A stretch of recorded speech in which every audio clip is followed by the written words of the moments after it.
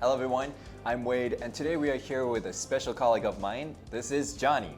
Hi everyone, this is Johnny. Happy to see you here. So Johnny, I'm very familiar with what you do here at Funday, but for our viewers' sake, could you tell us what do you do here? I work as a show host here, just like Okay. you. Like we're two peas in a pod. Yes. And I also work on the site, work as a teacher on the site, and I also provide some content for our official website on Facebook and Alright. YouTube, right? Yeah, so I've definitely seen you on our news, right? I think I see you most often there. Exactly. Very professional. Thank and you. Very formal. But I've also seen some videos on Facebook that's a little bit more playful. Playful, upbeat. Upbeat, yeah. So I think you have an interesting dynamic. You got like two sides going on. Yeah, actually, because I'm a very open-minded and just like you, an interesting guy, and Okay. I like to think out of the box. And when it comes to learning English, it kind of applies to what I do on a daily basis. I try to look on the bright side of it, Yeah. and to learn English in a very interesting way. So I think when it comes to learning English, my rule of thumb is to try to learn something in a very relaxing way. Yeah, I think definitely with many teachers that I've talked with before, learning English, it needs to be in a safe environment. It needs to be in an environment that allows people to feel comfortable. Yeah. And even if you're comfortable in making mistakes is an important aspect because Exactly. you learn from those mistakes that you make. Yes, trial and error, right? So Exactly. you have to step out of your comfort zone. So I think that's a little bit stressful for a lot of people. You're in Taiwan, you're not in an English-speaking environment, so you have to force yourself to step out of the comfort zone day in, day out. Yeah. And in that regard, you have to have a relaxing English-speaking environment, Yeah. and you have to create that for yourself. So that's how I learn English. Try to be very relaxed. I am very curious about what is your real backstory with English, because I've seen you on the news, obviously, and you present very professionally, and you even sound like a broadcaster. So, how did that come about? Did you study overseas? I was born and bred in Taiwan, so just for the record. I graduated from National Zhenji University with a major in journalism. Oh, Yeah, I so see. I kind of that was right up my alley, know the ins and outs of this industry. Yeah. And also when I was, a couple of years ago, I got into the habit of downloading news English script from ICRT, and I would just listen to that and read out the script, in the toilet. All right, so besides the video side where you present different types of content, I believe you teach here as well, right?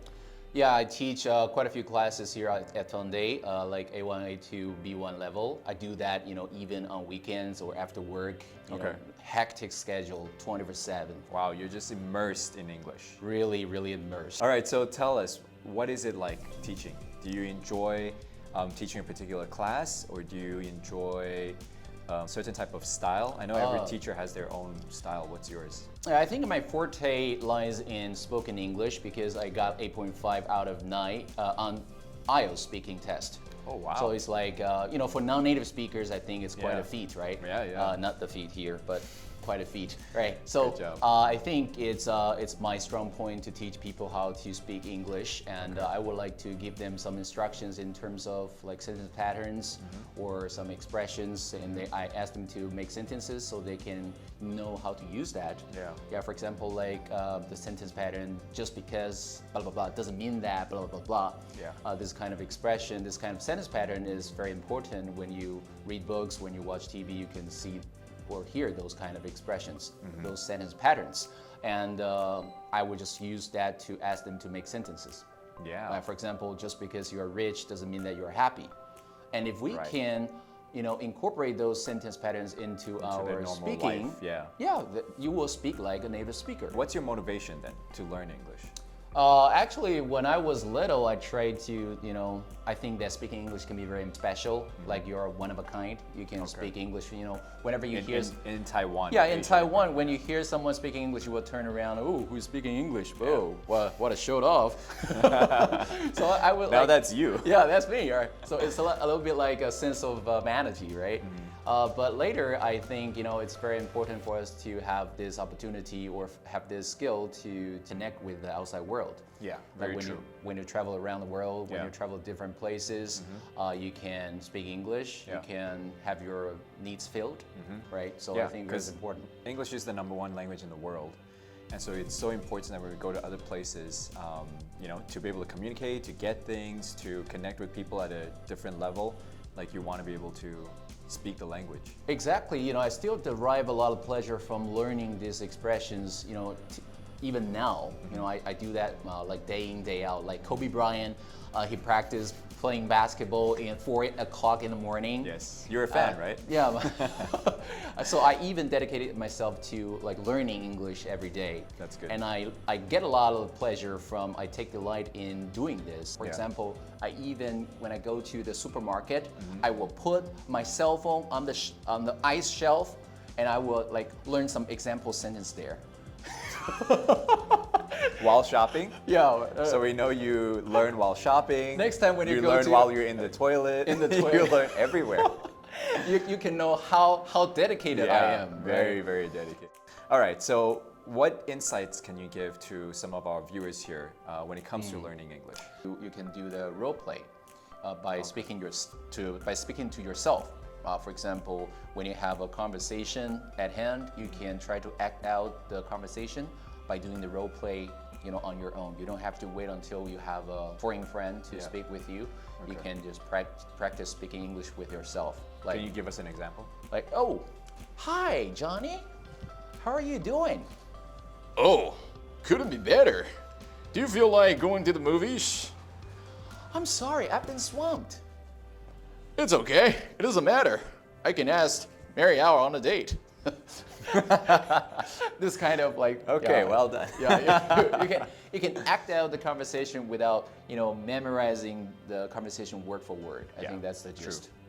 Yeah, because I think a lot of it at the end of the day comes down to whether or not we're able to communicate with, other people who speak English. And many times Taiwanese people are amazing at like written tests and like we're so well at taking tests, but when it comes to actually speaking it, not so much. So I think that's very important that people actually try to make sure that they apply, especially even if you want to practice like just doing role plays and things, Yeah. in order to, when you encounter a person who's a native speaker, you can at least feel more comfortable to speak with them. and Yeah, communicate. exactly. The last but not least, you can have the paraphrasing skill. Paraphrasing is that when you read an article or a paragraph and you put it down or you close it and you try to tell yourself what you just read.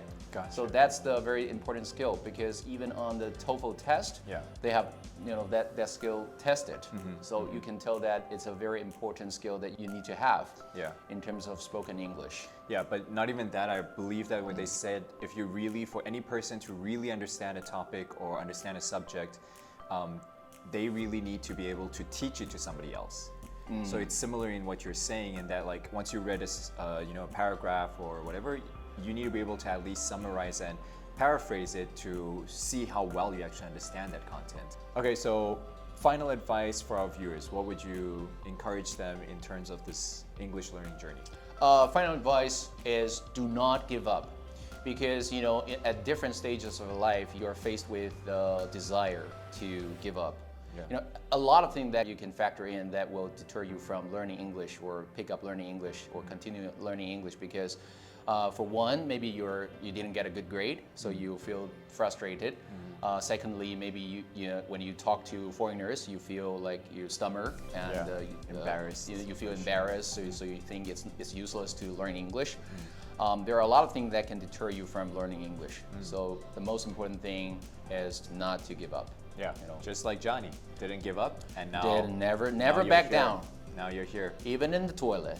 In the toilet, supermarket, wherever you are. Yeah, wherever you are, you can immerse yourself in that English-speaking environment you create for yourself. Not just in the classroom, not just online, not just in the office, but everywhere you can practice speaking English. Make it a part of your world. Yeah, maybe that will become our corporate culture as well. Exactly. Whenever we are in the toilet, we talk to ourselves in English. Okay. I will be on the lookout for you.